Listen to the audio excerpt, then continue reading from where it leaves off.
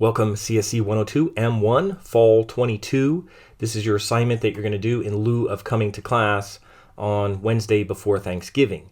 So we're going to do this now, and you could do it either in Office 365 version of Excel, or you could use regular Excel if you have it installed on your computer. I don't care either way. It'll be a quick assignment, so let's get it done. One thing I just want to point out, that if you don't have Office 365 or you don't have Excel or anything like that, look at these instructions here, hit the read more under the announcements, and check this out to make sure that you can do it here. So you can either share the file when you're done if you use Office 365, or you could download it and you could upload it, any of that. So you have a lot of options here, but check this out. I'm not going to read it for you, but you should read this. And you might have gotten information like that at the beginning of the semester. So anyway, let's move on and do this online. So go to coursework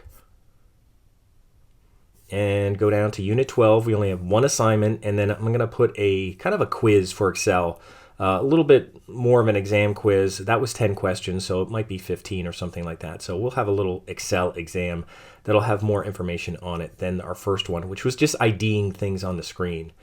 And you're going to go in here, Ex05, car loan. So you're going to learn how to buy a car and not get swindled.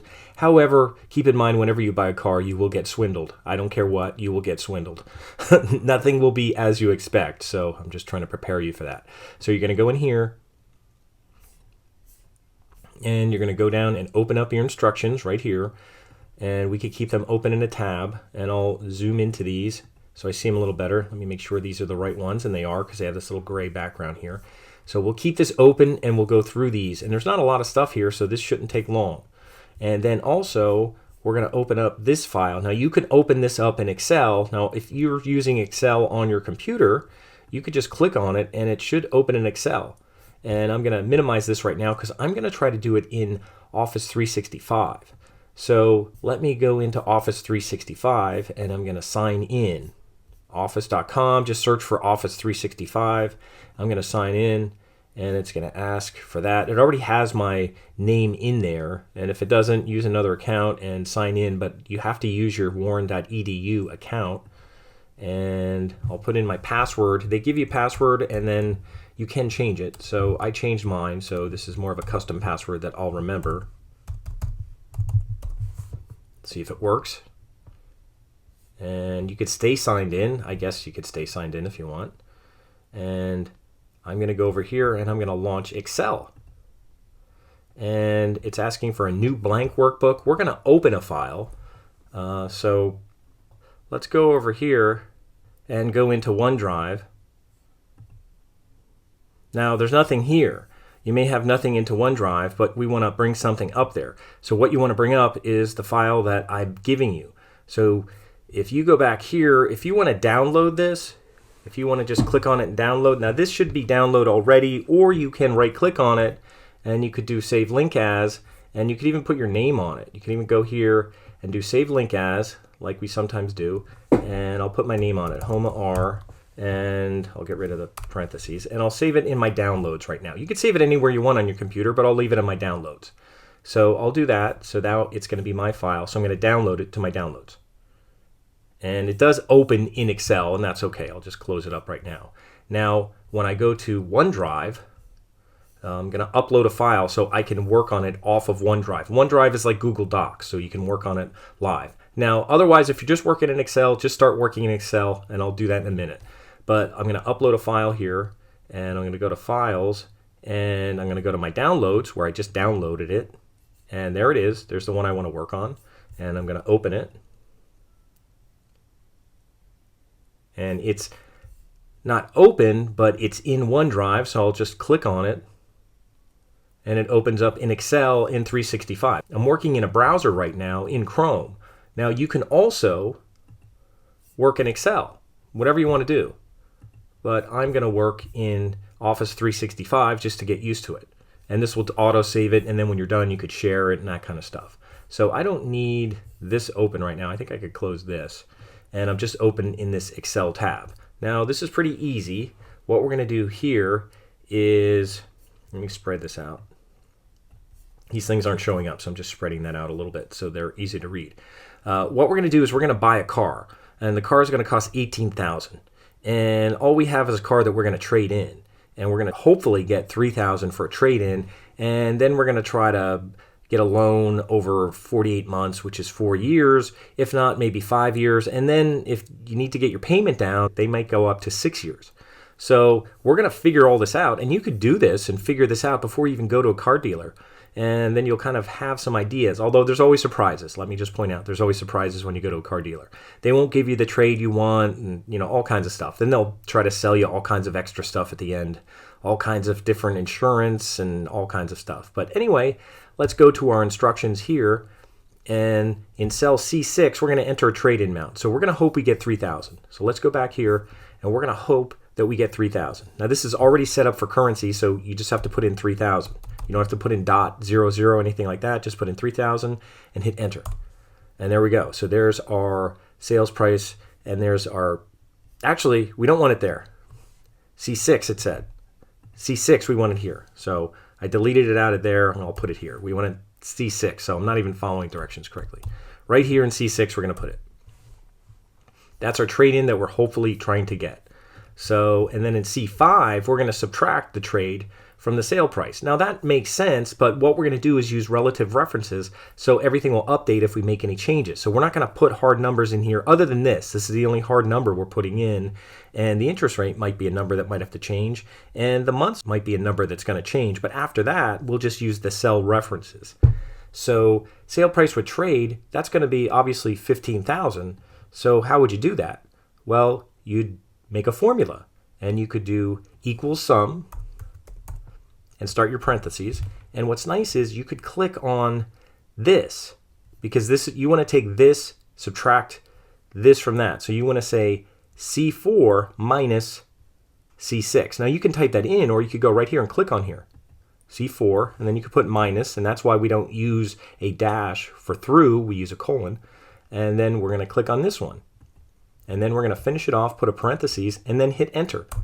Voila, look at that, 15,000. So we didn't put 15,000 in here, we have a formula. So that formula is in there so that if the sales price changes, if the trade-in changes, this will change too. So that's why we're using references.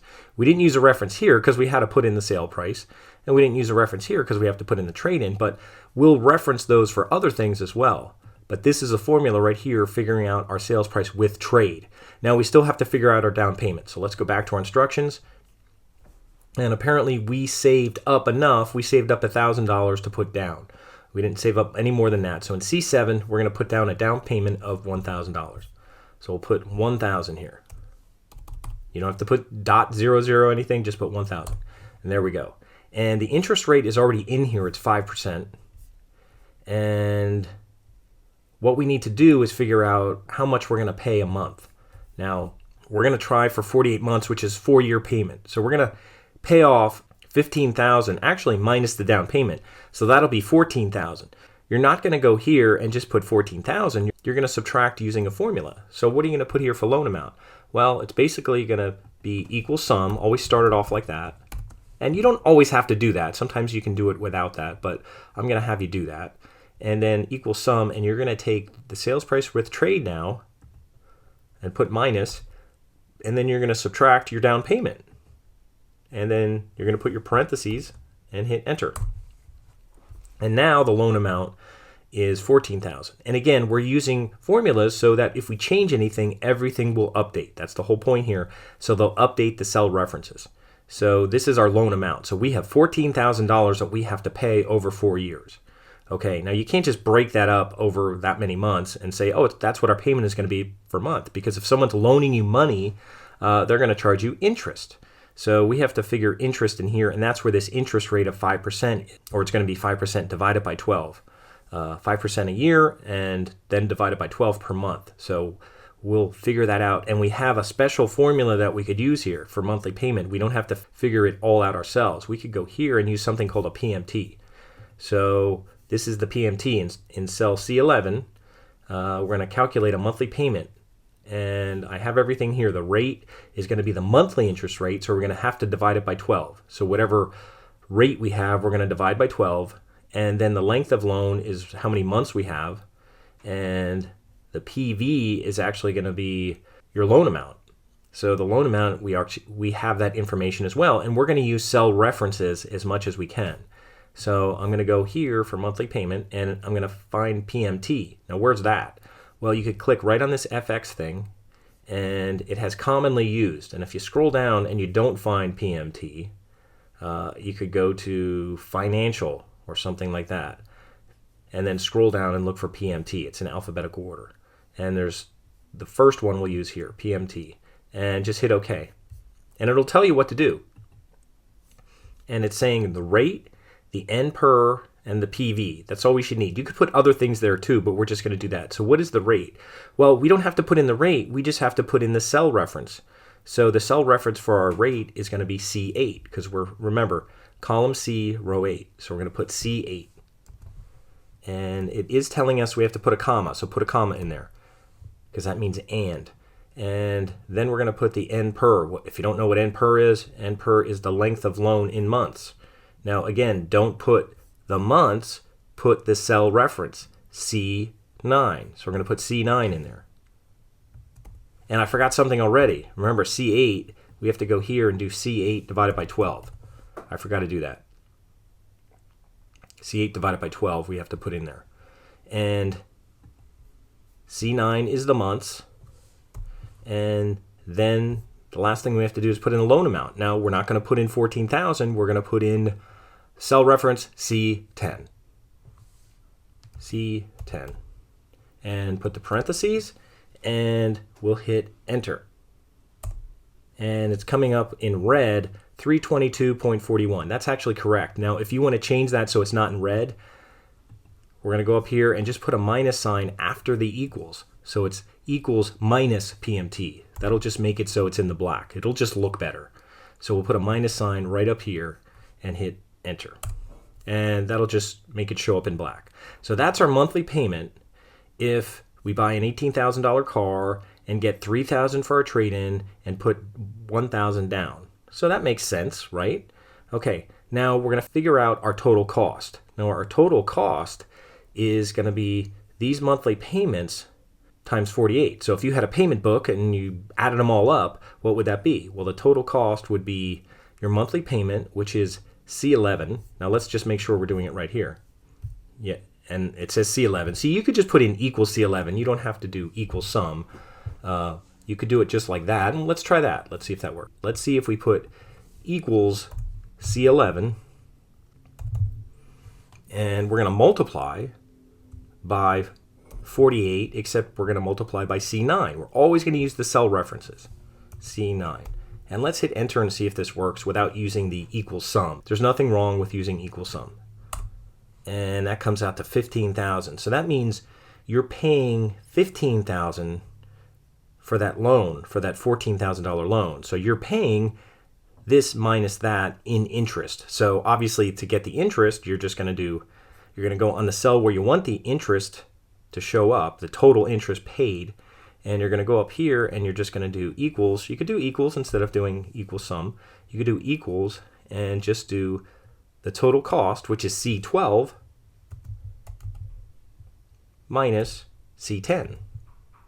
Because now you're doing this cell minus that cell, and it should come out to like 1,475. And this is this stuff here that we're doing right here, 6 and 7. So I don't think I hit enter yet, but it came out. So that's what it is. So this is the formula for that. So you can use equals, or you can also use equal sum and put it in parentheses, whatever works for you. If you have a lot of different things and you need parentheses, I would say use the equal sum. But for simple kind of formulas like this, just using equals is fine. So that works out okay. So that's telling us that's your answer right there. So you just filled this out. So notice cells 1 through 7 you are entered automatically. So you did all this stuff already. So you don't have to do anything else. You only have to answer 3 questions. And what are those 3 questions? Well, basically, like I said, everything doesn't always work out. Maybe you wanted to pay less than $300 a month, and it was like, wow, $322. I don't know if I can do that or whatever. Or you wanted to pay less, and suddenly you found out because of your credit, you don't have really great credit. It's your first time buying. You don't have a lot of credit to your name. You're going to have a 7.5% interest rate. So we're going to go to 7.5 interest rate. So we'll change this here. We'll go in here and I'll just do it up here. I'll put 7.5 and that's your interest rate. And now it's taking up to 338, but you're like, wow, that's more. And they'll be like, well, let's see if we could swing this over 60 months. And that's 5 years. So you could go in here and change this to 60. Remember, this is a hard number we're putting in. And now they're getting it down to 280. And you're like, oh, that's not bad, 280. But now look at what you're paying for the loan. You're now paying almost $3,000 in addition for the loan over 5 years. So that's all interest that you're paying just for borrowing the money. That doesn't include maintenance and taxes and tags and everything that you're going to have to do over the 5 years with that. Not to mention your car's probably going to break down and you're going to need a new car before 5 years anyway. So you're going to have to get it paid off. So hopefully it'll hold its value. But anyway, this is how much your interest is costing you. It's costing you close to $3,000 to borrow that money over 5 years. And when the interest rate is up higher, it costs you more. Money costs more when the interest rates are up. Just like now, interest rates are going up now in fall 22. They're not as low as they were, a year or two ago. So what you're going to do here is you're going to put in 280.53. So you're going to put that in. That's your answer for that one, for number 8. So for number 8, that's what you put in. So if you were in class, you could fill it in here. And now what you're going to do is you realize I don't have $1,000 to put down. I just had to do something else. I just got something I had to buy for a gift for somebody, and it cost me $500. I got engaged, bought a ring or something, whatever. You only have $500 to put down. And you also found out that interest rates went up. So that's what usually happens. You thought interest rates were lower, but again, your credit wasn't really good. So now your interest rate is 9.5. And you're still at 60 months here, and you only have $500 to put down. So we're going to go here and only put $500. You didn't have $1,000 to put down. You thought somebody's going to give you an extra $500. You don't have it, whatever. Okay, so now you're back up to 304. That might be okay, but you're paying $3,700, almost $4,000 in interest over that, over what the loan amount is, and because now you have a little bit higher of a loan amount that you're paying, so interest is a little bit more. You're at 9.5. You're at 60 months, and maybe you only wanted to pay $270 or something like that. Now I know that's probably unrealistic, but either way, that's what we're doing right here. So we have $500 down, 9.5, 60 months, and you want to put this answer in here. So you're going to put in 304.53. Now, again, if you're watching this video, don't just put the answers in. You got to do this stuff because I'll look at your file and make sure that you did all the formulas. So I want to see that all the formulas are done. Don't just go through this quick and put in the answers. And then what we're going to do for the last one here is you don't have any money to put down. You found out you don't have any money to put down. Something came up. You had to get something fixed. You have 0 down. Interest rate is still 9.5. And what they're offering you is maybe 72 months. They're giving you a deal saying, how about if you pay it over 6 years? So right now you got 0 to put down. So now you're back over 300 again. And they're like, well, maybe we could do it over 6 years, which would be 72 months. And let's see what that gives us. That takes it to 274. That's not too bad. And what they'll actually do, they're going to give you $3,500 for your trade. They'll help you out with your trade. So they're going to help you out here a little bit. They're going to give that. And again, that doesn't happen. They'll never give you more for your trade, but who knows? Maybe they're going to be nice and be like, hey, we'll give you, maybe they know somebody that you know or whatever. They're going to give you $3,500 for your trade. So they'll give you a little bit more. Even though you probably should have got 5 for it, they'll give you $3,500 and act like they're helping you out. So now we got it down to 264. So that's kind of where you wanted to be when you started, except now you're paying over 6 years for that. You didn't put any money down, so you have some of your money. You didn't outlay $1,000 or even $500, but you're paying close to $4,500 in interest over those 6 years. So you have to look at that. You're paying for an $18,000 car. You're paying $19,000 for it, or I guess looking at this, for $14,500, you're going to be paying $19,000. And just think, that's a car. Just think when it comes to houses, how much more you're paying for a home over, what the original home costs in over 30 years. I mean, this is only 6 years and 5 years, 30-year mortgage. You're paying so much interest when you're buying a home. We would do an exercise for that as well, but this exercise will be fine for now. So what you're going to do is put in 264.98, and that's your loan amount for the third scenario. So you're kind of done here. So what do you do when you're done? Well, if you're working in Excel, you could just save it and you could just upload it, and I'll show you how to upload it both ways. And I'll show you how to download this if you want to, and also show you how to share it. Now let me show you this right now. I'm all done here, and I don't know if you have to save it. They have save as. I think it auto saves, so you don't have to save again. So this is saved, and it says saved right here, so it's saved. And I'm going to go here and do share, and I'll just copy the link. Anyone with a link can edit, and I'll copy the link, and there it is, copy. And then I'll go to coursework, and then to turn it in, you might say, well, there's no upload file button. You don't need that. You can go here to add comment, add a link, paste the link, there it is. Make sure this opens in a new window and hit save. And then, I thought this was in OneDrive. I'm not sure, I didn't know it was in SharePoint. But anyway, then if you want to upload it, I'll show you both ways to do it. If you don't do the link, I'll just go back here. Now, if you did it in regular Excel, you could just go get that file and I'll show you what to do. But even if you wanted to download this, I think you can go file, let's just close it and go back to your OneDrive. There it is. I think you can download this, and you can. So you could go back to OneDrive here and you could download it. Let me download that.